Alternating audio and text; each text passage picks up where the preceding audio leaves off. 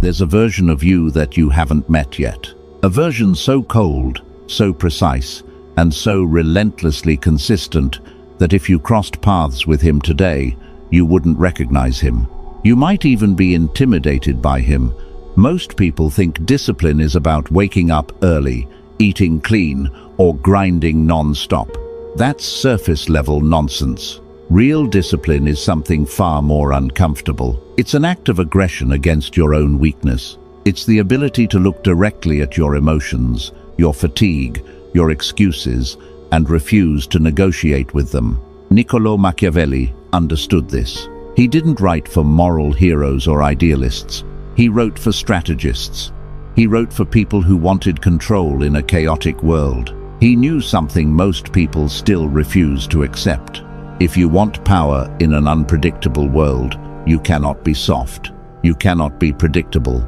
You cannot be ruled by how you feel. You must become a force steady, controlled, and unshakable. When you become truly disciplined, something interesting happens.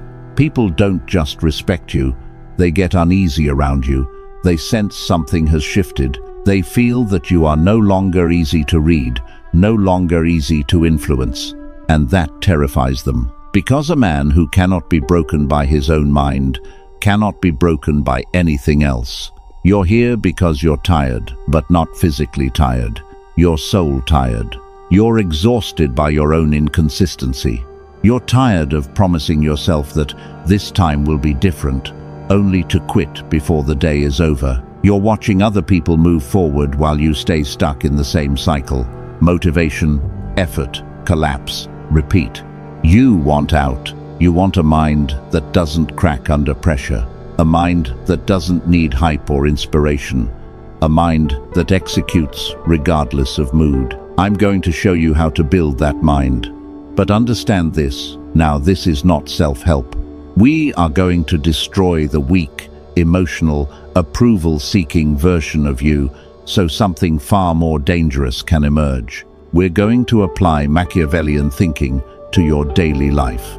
By the end of this 20-minute video, you'll understand why being liked is a liability and why discipline that creates fear is the only form of freedom that lasts. But listen carefully. The secret isn't in what you add to your life. It's in what you're willing to kill. Most men are slaves. Slaves to impulses. Slaves to comfort.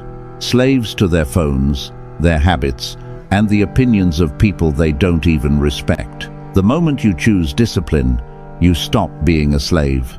You become sovereign. And sovereignty always has a price. The question is, are you willing to pay it? Phase 1. The discipline of silence. Machiavelli said, "Everyone sees what you appear to be. Few experience what you really are." The average man does the opposite. He tells everyone everything. He announces his plans. He posts his workouts. He declares a new era before he's done a single day of real work. He leaks intention before execution. Why? Because he's desperate for validation. He wants applause for effort he hasn't earned yet. And the moment he gets that validation, the pressure is gone. The engine never starts. This is why he fails. True discipline begins with silence. Silence is not weakness. Silence is containment. When you talk less, you conserve energy. When you stop explaining yourself, you stop leaking intent. When you move quietly, you build without interference. You must become a ghost.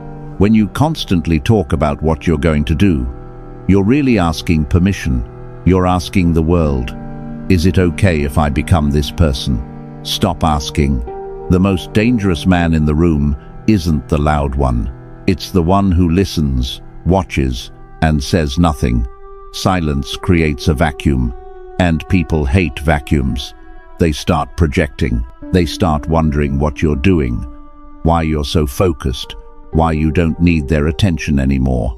That uncertainty works in your favor. When you work in the dark, you're allowed to fail. Privately, you make mistakes without an audience.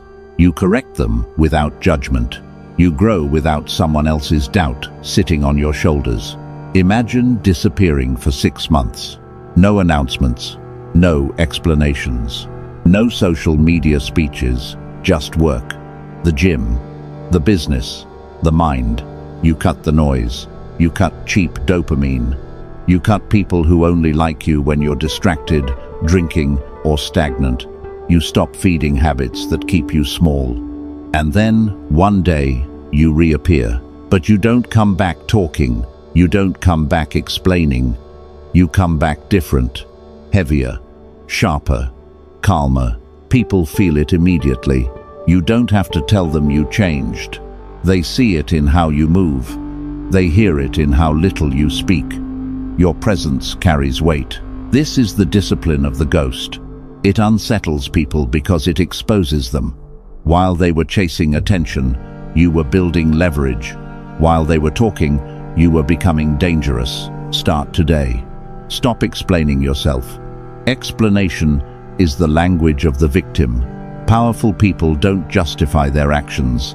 They execute them. If you're tired, work. If you're hurt, heal quietly. If you're winning, say nothing and keep going. Your results will speak for you, and they will speak louder than words ever could. If this resonated with you, comment, "I will become a ghost and prove myself in silence," because this is only phase 1. Phase 2, the discipline of emotions. There's a lie people believe about discipline, that disciplined men don't feel anything, that they don't feel boredom, fear, sadness, or resistance, that they wake up motivated every day, excited to do the work. That's not true. The disciplined man feels everything. He feels the urge to stay in bed. He feels the sting of rejection. He feels the exhaustion, the frustration, the voice in his head telling him to quit. The difference is simple. He does not let those feelings decide his actions. Machiavelli believed, a leader must not be ruled by emotion, but must understand and use it. He wrote that men are driven by love or fear. Most people apply this idea outward to controlling others, but the real battlefield is internal. You cannot rely on loving the grind. You won't love it at 4 You'll hate it. Passion is unstable. It disappears the moment conditions aren't perfect. Discipline requires something colder: duty. Duty is action without negotiation. Discipline is the skill of acting in direct opposition to how you feel. It's emotional alchemy, taking the raw weight of "I don't want to" and turning it into "I did it anyway." The moment you stop asking your feelings for permission, you become dangerous. Think about it logically. If your enemy knows you only act when you're motivated, all they have to do is wait until you're tired, sad, or discouraged. Then you're finished. You're predictable. You're easy to defeat. But if you're the kind of man who works harder when miserable, who trains harder when heartbroken, who sharpens focus when angry, you become unpredictable. You become immune to circumstance. People don't understand that. They look at you and think, "Why isn't he stopping? He should be broken by now." They don't realize you've detached action from emotion. You treat emotion like weather. You acknowledge it, but you don't obey it. If it's raining, you don't cancel the mission. You put on a coat and move anyway. This is the Machiavellian approach to the self. You are the ruler. Your emotions are unruly subjects. You listen, but they don't decide. And if they rebel, you suppress them. Start with the 3-second rule. When the alarm goes off, you have 3 seconds. If you think for 4, your brain will convince you to stay in bed. Your brain is designed for comfort, not greatness. It's a survival machine, not a success machine. You must bypass the negotiation. 1, 2, 3. Move. No thinking. No inner dialogue. Thinking is the enemy of execution in moments of weakness. Your body moves first. The mind catches up later. Over time, something powerful happens. You rewire yourself. You stop being someone who tries to be disciplined. You become someone who acts automatically, regardless of emotional state. You stop asking, "How do I feel?" You start asking, "What needs to be done?" That shift alone separates the elite from everyone else. This is how you become untouchable. If this hit you, comment, "My emotions no longer decide my actions." After this, understand something clearly. Part 1 is complete. You've learned 2 things that most people will never master: silence and emotional control. Now, pause. Take a real 30-second break. Breathe. Let it settle, because what comes next is different. The phases I'm about to share are not mindset tweaks or motivation tricks. These next phases will fundamentally change how you operate, how people respond to you, and how power starts to bend in your direction. This is where most people drop off. This is where transformation actually begins. When you're ready, we move forward. Phase 3. The discipline of isolation. Machiavelli understood something most people avoid at all costs. Power often requires standing alone. He wrote that a wise ruler relies on what is within his own control, not on what depends on others. That idea applies directly to your life. Look at your circle. The 5 people you spend the most time with, are they sharpening you or sedating you? Most people are terrified of being alone. They fill every silent second with noise. Podcasts, music, scrolling, messages. They cannot sit quietly with their own thoughts because their thoughts tell them things they don't want to hear. Things like, "You're wasting time. You're capable of more. You're lying to yourself." Silence exposes truth. To become truly disciplined, you must embrace isolation. Not forever, but intentionally. You must be willing to walk away from people who don't serve the mission. This sounds harsh. It is harsh, but it's necessary. When you start to grow, people will try to pull you back. Not always out of hatred, but out of discomfort. Your progress highlights their stagnation. When you get in shape, the unfit friend feels exposed. When you build something real, the lazy friend feels threatened. When you stop wasting time, the distracted friend feels judged. So they'll say things like, "You've changed. You're obsessed. You're not fun anymore." Good. Fun is the currency of the average. You are not here for fun. You are here for mastery. You must become comfortable being the villain in someone else's story. Let them misunderstand you. Let them gossip. Let them say you think you're better. You don't think you're better. You just refuse to lower your standards so others can stay comfortable. Isolation is where greatness is built. It's the laboratory. When the noise is gone, you finally hear your own voice. You see your flaws clearly. You define your vision without interference. You need scheduled withdrawal. Call it monk mode. Call it deep work. Call it disappearing. It doesn't matter. Lock the door. Turn off the phone. Sit with the work. In that silence, demons will show up. Boredom, anxiety, doubt. You will fight them. And when you win in the dark, you walk into the light changed. People feel it. They sense a man who does not need them, and that paradoxically makes them respect you. Because the man who is comfortable alone is the only one not trying to take something from others. If this hit you, comment, "I choose isolation over distraction." Phase 4. The power of unpredictability. Machiavelli warned that a ruler who is too predictable invites his own destruction. Predictability makes you manageable. It makes you easy to pressure, easy to manipulate, easy to corner. The same principle applies to discipline. When you are undisciplined, people can read you. They know when you'll quit. They know when you'll complain. They know exactly how much pressure it takes before you fold. Your weaknesses are visible, and visibility is vulnerability. But when you become disciplined, something breaks in their mental model of you. You stop reacting. Someone insults you, you don't flare up. You pause. You continue working. A crisis hits you, don't panic. You analyze. You lose money, you don't spiral. You rebuild. This lack of emotional reaction is deeply unsettling to people who rely on chaos and pressure to control others. Manipulative individuals need you emotional. When the buttons stop working, they lose control. Your consistency becomes a weapon. Imagine a man who shows up every day. Same intensity, same focus, no complaints, no speeches, no excuses, just execution year after year. You can't discourage him. You can't distract him. You can't exhaust him emotionally. That man is terrifying because he's inevitable. He doesn't need to dominate the room. He doesn't need to argue. His presence alone communicates something dangerous. Resistance is useless. This is what you're building. Not aggression, not arrogance. Implacability. Like a glacier, slow, silent, and crushing everything in its path. To reach this level, you must kill the part of you that craves sympathy. Stop telling people your problems. Stop advertising your struggles. Stop posting your bad days.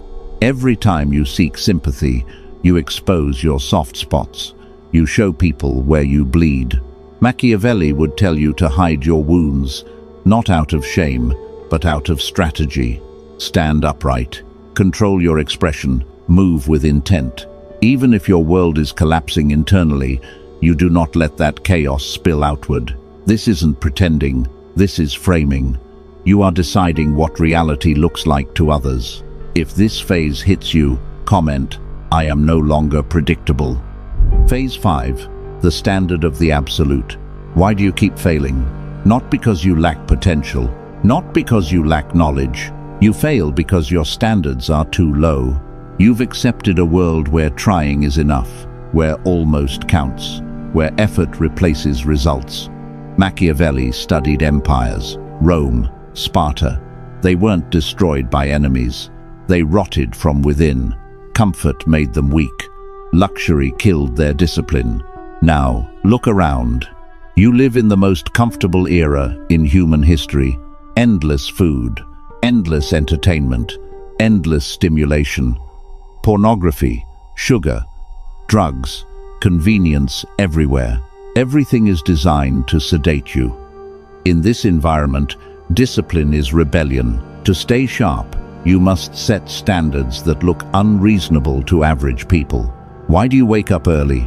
Why do you double-check everything? Why do you refuse certain comforts? The answer stays internal.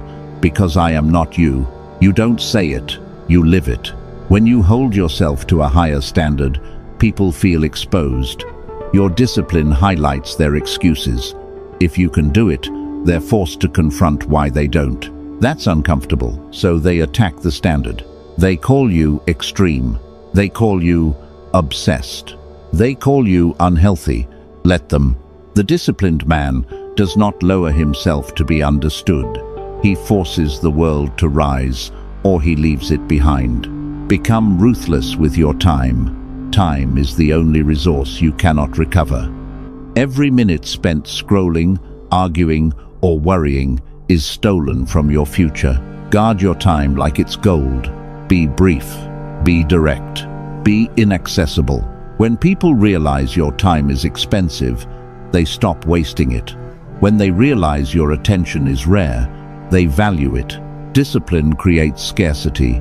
Scarcity creates value. By becoming almost mechanical in your execution, you remove yourself from the average competition entirely. Most people never climb high enough to feel how thin the air gets at the top. It's quiet up there, focused, cold. That's where you belong. If this resonated with you, comment, "I refuse mediocrity. I live by the absolute standard." Phase 6. The death of the old self. This is the part most people never reach. Not because it's complicated, but because it's painful. To become the version of you that others feel but can't explain, you have to let the old version die, not symbolically, practically. You must kill the part of you that needs approval, the part that apologizes for ambition, the part that explains instead of executes. Machiavelli understood this truth better than most. He wrote, "There is no avoiding war. It can only be postponed to the advantage of others." The war he was talking about isn't always external. You are at war with your former self. And if you don't end that war decisively, your past will sabotage your future. Your old self knows all your weaknesses. He knows how to sound reasonable when he whispers, "Just skip today." He knows how to dress laziness as self-care. He knows exactly how to drag you back, to comfort the moment things get uncomfortable. That version of you must be buried. This is not motivational, it's surgical. You look at your past mistakes, your embarrassment, your trauma, your failures, and you close the door. You don't keep revisiting them. You don't romanticize them. You don't build your identity around them. You acknowledge them once, learn the lesson, and move on. Holding on to the past is emotional indulgence. Discipline requires finality. This is why the transformation hurts. You may lose friends. You may outgrow relationships. You may become unrecognizable to people who knew the old you. That's the tax. Don't complain about the tax. Pay it, because on the other side of that loss is something rare. Rebirth. A leaner version, a colder version, a faster, clearer, more lethal version. This version should scare you a little. Power is always frightening. But understand this, you are not building power over others. That's tyranny. You are building power over yourself, and that is sovereignty. When you walk into a room with complete self-control, people feel it. They don't know why they move aside. They don't know why your presence shifts the tone.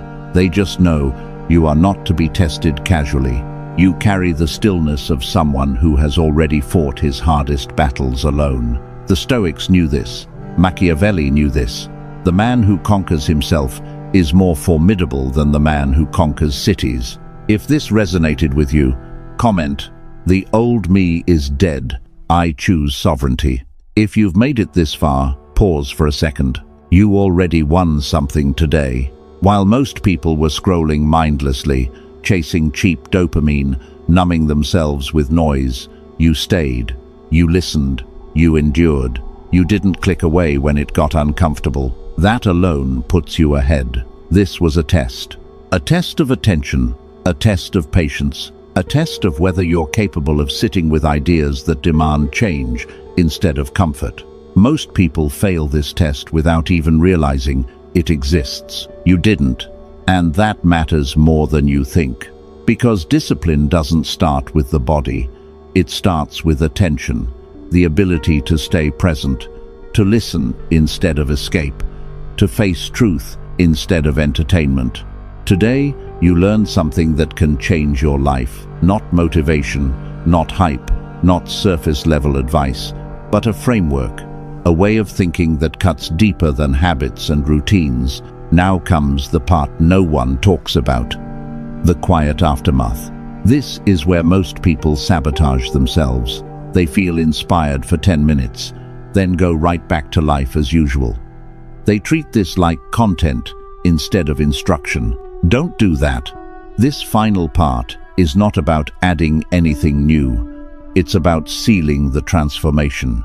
Because discipline isn't built in moments of intensity. It's built in the hours after, when no one is watching.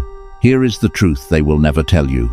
When you choose this path, the noise begins to die. That constant mental static, the background anxiety, the tension you've been carrying for years starts to fade.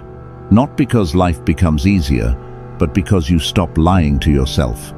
Anxiety doesn't come from pressure. It comes from avoidance. It comes from knowing you're unprepared, from knowing you're running from what you should be confronting. When you live with discipline, there is nothing left to hide from. You know who you are. You know what you can endure. And you know without doubt that whatever comes, you will handle it. That's why disciplined people move differently. They walk slower. They speak less. They react later. They're not hoping the future turns out well. They're preparing to dominate it.